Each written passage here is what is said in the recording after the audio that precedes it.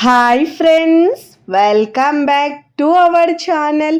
ఈరోజు మన కిచెన్లో సింపుల్ అండ్ హెల్దీగా పల్లెటూరు స్టైల్లో టేస్టీ పుదీనా చట్నీని ఎలా చేయాలో చూపించబోతున్నానండి.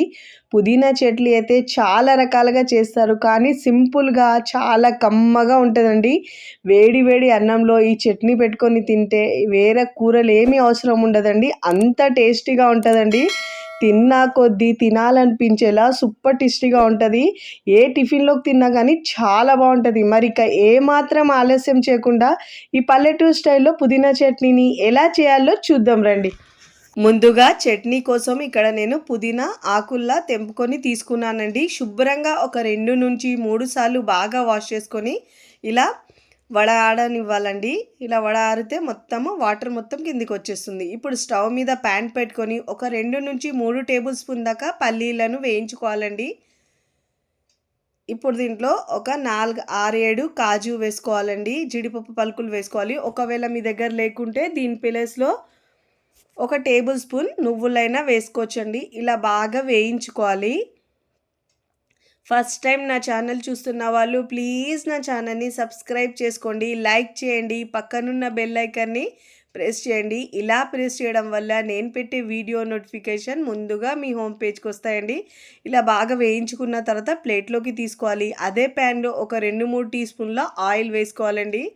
మీ కారాన్ని బట్టి పచ్చిమిరపకాయలు వేసుకోవాలి. ఇక్కడ నేను 4-5 తుంచి వేసుకున్నానండి. ఇలా బాగా ఫ్రై చేసుకున్న తర్వాత ఈ పచ్చిమిరపకాయలను కూడా ప్లేట్లోకి తీసుకోవాలి. ఇప్పుడు ఇదే ఆయిల్లో ముందుగా మనము వాష్ చేసి పెట్టుకున్న పుదీనా ఆకుల్ని వేసుకోవాలండి. హై ఫ్లేమ్లో ఒక 3 నుంచి 4 నిమిషాల పాటు బాగా ఫ్రై చేసుకోవాలి. 3 నుంచి 4 నిమిషాల పాటు హై ఫ్లేమ్లో ఫ్రై చేసుకోవాలండి. చాలా టేస్టీగా కమ్మగా ఉంటుందండి. ప్రోటీన్ ఫుల్ చట్నీ అండి, చాలా టేస్టీగా ఉంటుంది. ఇప్పుడు ఇలా ఫ్లేమ్ని హై ఫ్లేమ్లో ఉంచి బాగా ఫ్రై చేసుకోవాలండి. ఇలా కలుపుతూ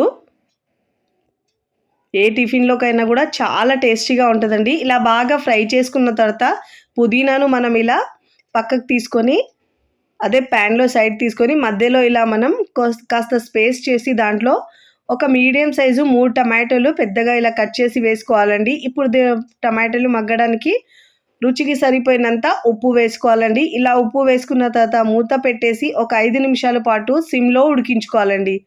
ఈలోపు టమాటోలు ఇంకా బాగా ఉడుకుతాయండి. పుదీనా కూడా మంచిగా సాఫ్ట్ అయిపోతుంది. ఇప్పుడు ఇలా అన్నీ ఒకసారి మిక్స్ చేసుకోవాలి. చాలా కమ్మగా టేస్టీగా ఉంటుందండి. పల్లెటూరులో ఇదే విధంగా చేస్తారండి, అంత రుచికరంగా ఉంటుంది. ఇప్పుడు ఇలా పక్కకు తీసుకొని స్టవ్ ఆఫ్ చేసుకొని చల్లారించుకోవాలి. ఇప్పుడు ఇక్కడ మిక్సీ జార్ తీసుకొని ముందుగా వేయించుకున్న పల్లీలు, పచ్చిమిరపకాయలు వేసుకోవాలండి. కచ్చాపచ్చాగా మనం గ్రైండ్ చేసుకున్న తర్వాత ముందుగా చల్లారిన టమాటో, పుదీనా వేసుకోవాలండి. ఇలా వేసుకొని పల్సిస్తూ గ్రైండ్ చేసుకోవాలండి. మరీ మెత్తగా గ్రైండ్ చేయొద్దు. ఇలా పల్సిస్తూ గ్రైండ్ చేస్తే టేస్ట్ చాలా బాగా వస్తుందండి. మీరు కావాలంటే రోళ్ళు గ్రైండ్ చేసుకున్నా ఇంకా బాగుంటుంది. ఇప్పుడు దీంట్లో ఒక పావు టీ స్పూన్ పసుపు వేసుకోవాలండి. చిన్న చింతపండు ముక్క వేసుకోవాలి. వేసుకొని వీలైనంత వరకు కాస్త బరకగానే గ్రైండ్ చేసుకోవాలి. ఇలా గ్రైండ్ చేసుకున్న తర్వాత ఈ చట్నీని మనం ఒక బౌల్లోకి తీసుకోవాలి. చాలా కమ్మగా టేస్టీగా సూపర్గా ఉంటుందండి.